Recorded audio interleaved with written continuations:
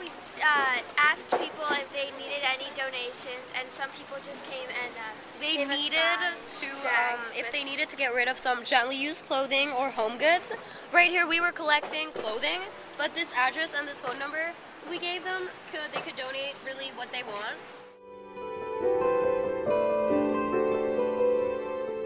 This is a clothing drive, and we're doing it in the Chinese community to respond to Montgomery County's Community Service Day. Our slogan is "Together we can," right? Chinese. Same.